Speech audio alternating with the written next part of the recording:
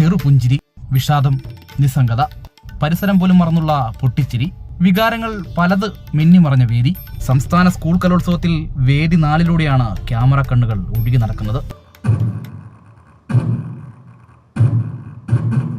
വേദിയിൽ മിമിക്രി മത്സരം അരങ്ങ് തകർക്കുന്നു. വിധികർത്താക്കൾ 3 പേരുണ്ടെങ്കിലും കാണികളുടെ ഈ വിലയിരുത്തൽ മാത്രം മതി വിജയി ആരാകുമെന്ന പ്രവചനത്തിന്. കലയുടെ ഉത്സവത്തിന് പ്രായം 64 ശൈശവകാലത്തെ ഓർമ്മപ്പെടുത്തുകയാണ് അനുകരണ കല. കേട്ടുപഴകിയ ഇന്നലകളിലെ വേദികൾക്ക് പുതിയ കാലത്തിന്റെ പരിപ്രേക്ഷ്യം മാത്രം.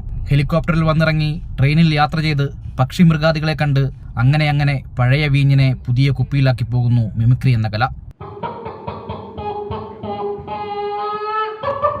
ഹയർ സെക്കൻഡറി വിഭാഗം ആൺകുട്ടികളുടെ മത്സരം ആരംഭിച്ച് പകുതിയോടടുത്തപ്പോൾ കാണികൾക്കൊരു കാര്യം മനസ്സിലായി. ഇക്കുറി താരങ്ങളൊന്നും അങ്ങനെ വേദിയിലേക്ക് എത്തില്ല. പിന്നെയും ഇടയ്ക്കെപ്പോഴൊക്കെയോ കടന്നു വന്നതാകട്ടെ പ്രധാനമന്ത്രിയും മുഖ്യമന്ത്രിയും ചലച്ചിത്ര താരം ജനാർദ്ദനനും മാത്രം.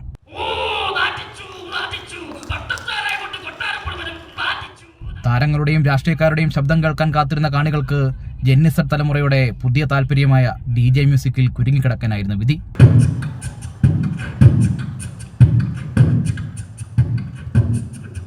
അങ്ങനെ സ്കൂൾ കലോത്സവത്തിലെ ഏറ്റവും മുതിർന്ന വിഭാഗമായ ഹയർ സെക്കൻഡറി വിഭാഗത്തിന്റെ മത്സരം അവസാനിക്കുമ്പോൾ ഒന്ന് ഉറപ്പിച്ചു പറയാം, പുതുമകൾ കുറവെങ്കിലും പരിശീലനമോ ഇല്ലാതെ വേദി കീഴടക്കുന്ന ഈ കുട്ടിത്താരങ്ങൾ മാസാണ്.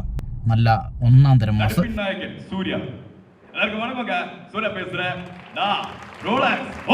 കലോത്സവ വേദിയിൽ നിന്ന് മനോജ് പേരാമ്പ്രയ്ക്കൊപ്പം അജയ്നാഥ്, അമൃത ന്യൂസ്.